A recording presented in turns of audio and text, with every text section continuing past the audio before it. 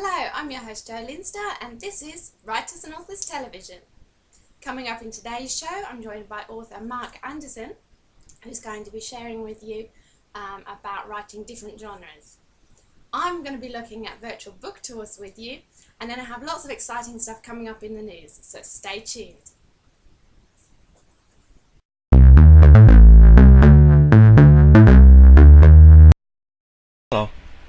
Hello, my name is Mark Andersen, and I'm here to talk to you about some books that I've written. First book I wrote was The Home's a Sun, and this is a supernatural book about a young boy with supernatural powers, and as he's grown up he learns to use them, and there's also an enemy which wants to destroy him, and you see battles throughout the book, and then you'll see the final battle. This is going to end up being a trilogy. The second book that I had written was He's Alive But, and this picks up where The Home's a Sun had left off at, but the third one is going to be called Is Home's a 3, and that is not finished yet. Hopefully it will be done before the end of 2013. The next book I wrote, since I have a daughter, right now she's 9, I think I wrote it when she was like 7. This one is called Mama, I'm Home, and what this was meant to be was a book for tweens.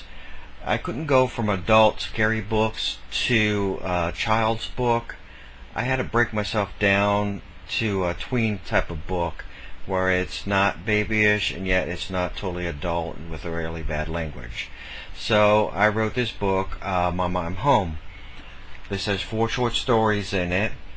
So then that allowed me to use my law enforcement experiences to write Stranger Awareness. Now this book has a lot of good colorful, it's a full color page book, and it has a lot of good information, what children should not do if a stranger approaches them. And this was just due to a lot of my police experience and training, which caused me to write this book.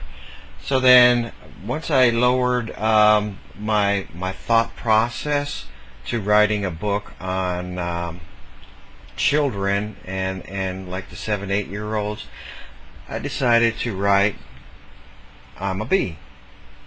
And what this is several different rhymes in it, and a local artist did all the illustrations in this one as well as the previous one I just showed you, and his name was Ian Lowry. He did a really good job on his illustrations, and it's very colorful. After that, my publisher asked if I could write an autobiography. Well, it's really hard to talk about yourself. However, I was able to do it, and I called it Who's Interested. What I wanted to call it was Who Cares? Because it's kind of hard to talk about yourself and say, hey, this is my book. Anyway, this is the autobiography. Then my daughter came up and said, I want to write a book like Daddy. So I told her write it, and this is the book, Lions on the Run. She wrote it, and I took it apart, fixed it, made it a picture book, and published it. Now I used to have a group that we used to meet together, and I used to give advice on publishing books. And the first thing I say is sit down and write the book. A lot of people tell me I don't know how. And basically just start putting on paper what you want to write. It will come to you. You start writing anything that comes to your mind and start reading it over, and once you do that, you could say, well, I want to change this, I want to change that, and then that's how you get going. If you don't start, you won't start. The bottom line is sit down and start, and then you say, well, where can I get it published? I found a really good place. Now the first 2 books I did pay to get published in Trafford Publishing. Now, Publish America will do it for free, and they'll publish majority of the stuff sent to them. However, I have some conflicts with them, and there's a lot of other writers who have conflicts with them. We don't think they're being exactly honest, and that's just our opinion. We're not accusing them of anything, but I would probably steer away from Publish America unless you really want to see your stuff published with them. Now, Create a Space is a really good place to start if you want to just see your book published, and that's through Amazon, and they do have an Author Central that you could sign up with. I recommend sitting down, having friends or relatives look at what you write, and then take the criticism and make it a really good book. Write what you like. I like the supernatural. I grew up in a haunted house. I have a paranormal group that goes investigating, and a lot of my books are within the supernatural. Majority of it fictional. However, some of the bad dreams I had or whatever I put in my books because they were scary dreams, and when you read my books you'll find that they are scary books, hopefully. That's about it. You can find any of my books on Amazon.com or just about anywhere online. Thank you for listening. Goodbye.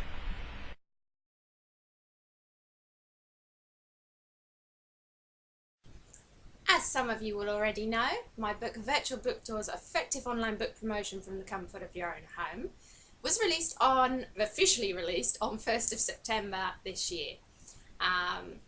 It became a bestseller on the first day of release, so I'm really happy about that, and it's been getting some excellent 5-star reviews. Today I'm going to be telling you a little bit about what you should consider before you set up a virtual book tour. Virtual book tours can be an incredibly effective marketing strategy. They're also available for everybody to do and at little or no cost. This makes them ideal for online marketing. As with the other marketing strategies that you'll try, they do need to be done correctly though. So setting a good foundation, it will get you off to the right start. So let's have a look at what you need to consider before doing a virtual book tour. Number 1, your goals for the tour. Yeah, that's right. What do you want to achieve with your virtual book tour? Are you after more reviews? Are you after creating a general buzz about the book in the hopes of maybe becoming a bestseller? Are you looking more towards building your author brand? All these things play a part in designing how your tour will take place and the kind of stops that you're going to include. And number 2, your strengths and weaknesses. Do you have the kind of personality and stage presence where you come across very well, for example, in video content? If so, you'll be wanting to look for predominantly web TV and podcast shows. If you have a soft voice, for example, maybe you want to steer clear of radio interviews and that kind of thing, because you want to get your best possible image across and really sort of play up your strong points and play down your weaknesses. You know, weigh up what are your strengths and weaknesses. Do you excel in sharing information with others? In which case you might want to concentrate on doing guest posts that are built around your author brand, for example. If you're a bit shy and don't really, you know, like doing the actual talking about yourself and your book stuff, then maybe you'd better be geared up towards doing a review tour and maybe a few book spotlights here and there, just to break it up.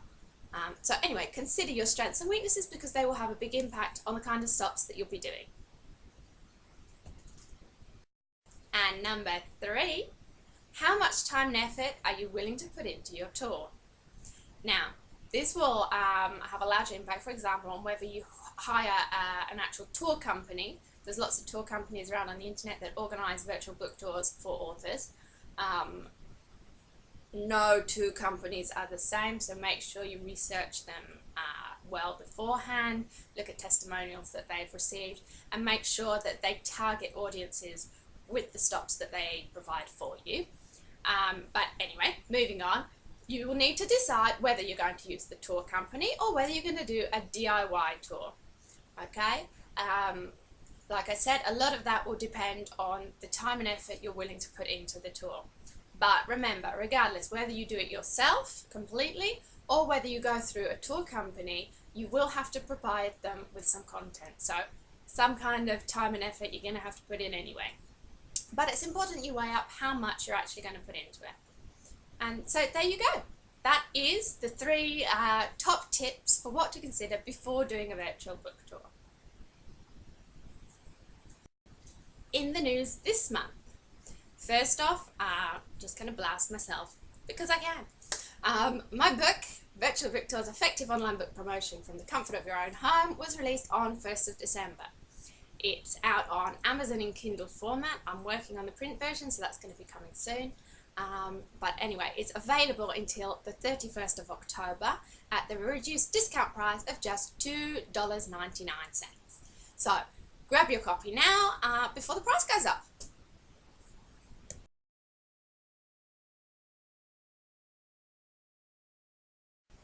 In other news this month sees the launch of the Kindle Matchbook feature.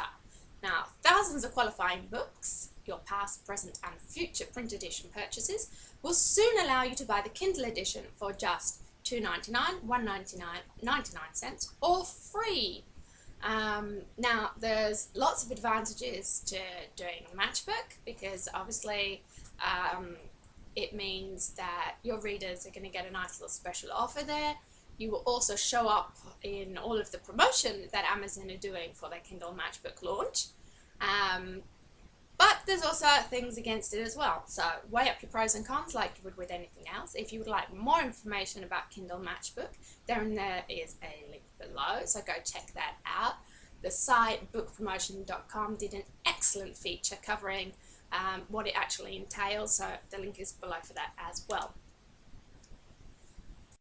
I hope you've enjoyed this month's show. If you have, then please click the like button below, click that subscribe button, and leave us a nice video response or comment in the section below, because we'd love to hear back from you. If you have your own comments also about Kindle Matchbook, for example, do you think you'll be taking part in it? Have you already signed up? Do you think it's a good idea? Then give your comment in the link below as well, because I'd love to hear back from you about that. Virtual book tours. It's a hot topic for me at the moment. Like I said, I got my book released recently and it's doing really well. If you would like to put in your 2 cents about virtual book tours, again, leave a comment below because I would love to hear back from you. That's about it for today, so thank you very much for watching and see you next time.